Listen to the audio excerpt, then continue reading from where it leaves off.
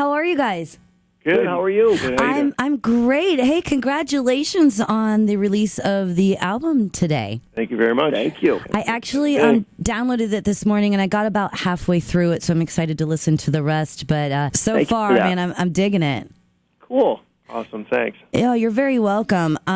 I have to ask you, the first thought that came to my head was, you have you, Adam, formerly of 3 Days Grace, and then, of course, Mike from Stained, and then the other two members, you guys all come from, established groups already. How was it weird, or was it very easy to get together? Mike, I know that you had called Adam originally and said, hey, let's get together and write an album or just play music or whatever, however you guys came together. Was it easier than starting a whole new band entirely from start? Well, I mean, it has to be. I mean, listen, I remember when I first started trying to, writing music, living in, Ludlow, Massachusetts, trying to start a band. I mean, I spent years and years and years trying to find a singer till I came across Aaron. Mm-hmm.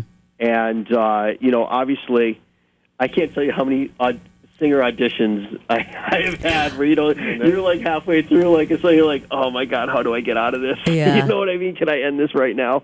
And, obviously, Adam's Same thing with me. an amazing vocalist. And I cleared the audition, which was nice. yeah, totally.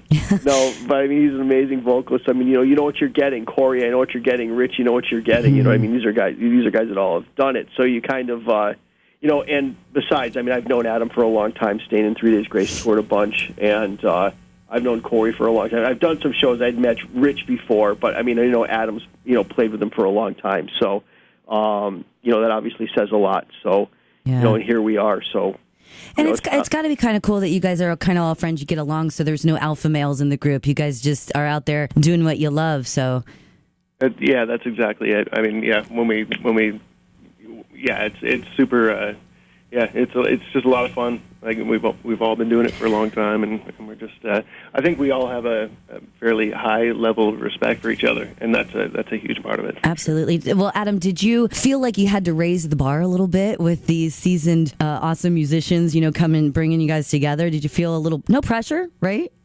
No, I didn't really feel much pressure, but definitely the bar was raised. I mean, when working with Mike in the studio, the music that he brought to the table, and some of the riffs and the songs and the parts that he had were just incredible. So that raised the bar for me on a bunch of different levels, as a singer and a songwriter. Oh, and it's crazy too. I got a chance to hear the album when we were at Rock on the Range and talk to you guys, and I was, I guess, surprised maybe, or a little bit shocked that I was expecting it to sound somewhat a little bit of each of Stained and maybe 3 Days Grace, and you guys have completely steered away from that.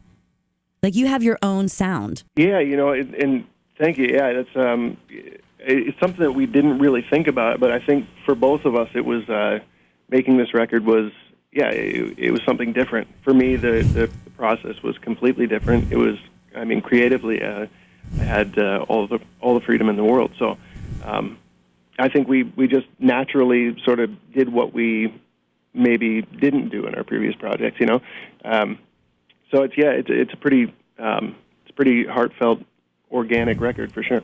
Well, for you, Mike, too, I noticed that it's a little different for you on this album as well, with your creative freedom. I can tell. Yeah, I don't know. I mean, for me, it was just really about what songs that I had written that Adam liked and wanted to sing over, and I have to say it probably he really helped guide which direction the record was going to go, because there was a bunch of things to choose from, and we kind of went through a lot of different ideas, and you could tell right away. I mean, there were certain songs, he'd hear them and be like, email me that, and he'd take his phone or go in the other room and come back a half hour later, and the song would be written. Half an hour?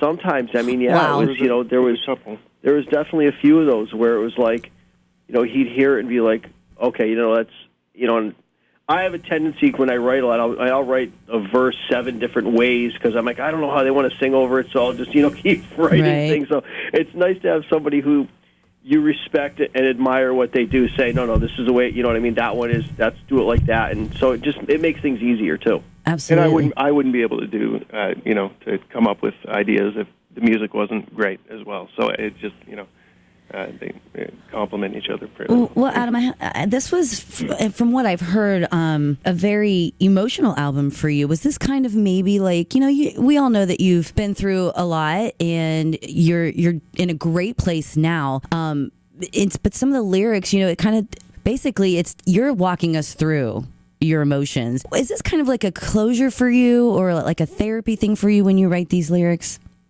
Yeah, for sure. It absolutely is. I know it is maybe a little cliche to say, that music is therapy, but it really is. I've had a lot going on over the last couple of years. So, for me, it feels like a milestone in my career. Anyway, I think it's the best record that I've ever made. I'm probably going to have to agree with you there. And like I said, I've only heard, I think I'm into 7, maybe 6 tracks into it. But I have to tell you that I love Fairy Tale. I love that song. Thank you. Oh, cool. Thanks. So one more thing, because I know you guys got to get going. But so you guys are touring now. You're headlining your own show. And you're doing a lot of smaller venues and stuff. Is it surreal to go back up there as a new band, and just start all over with new fans, or do you see a lot of the same fans coming out? Kind of hard to tell you. We haven't even really played a show other than Rock on the Range. Yeah. So. Oh, you haven't done any little side things yet? No, we haven't. This is really the first thing coming up in a couple of weeks here. So, we'll kind of see. Listen, I suspect that hopefully that we're both very fortunate for the fans that we've had in our other bands, and hopefully some of those people, are curious and and want to hear what's going on, and hopefully we can make some new fans along the way too. It is exciting. It's a new band. People don't really know who Saint Asonia is right now. Hopefully they will. But yeah, it's a new band. We feel like we're starting something completely new, and we're starting from the ground up. Although we do have a backstory and other projects, but yeah, it's exciting, and we're just looking forward to the ride here. Yeah, well, the backstory makes you guys who you are, so we're excited. Saint Asonia, the album comes out today. It is self-titled. I can't wait to get off the phone with you guys and go listen to the rest of it. And we're looking forward. You don't have any North Carolina dates as of right now, but I'm sure that you guys are going to be touring to support this album for a long time. And I'm going to see you guys out at Louder Than Life actually in October, so I'm excited about that. Oh, nice. Fantastic. Cool. Yeah, so excellent. All right, guys, thank you and congratulations again. Thank you for the support. Thank you very much.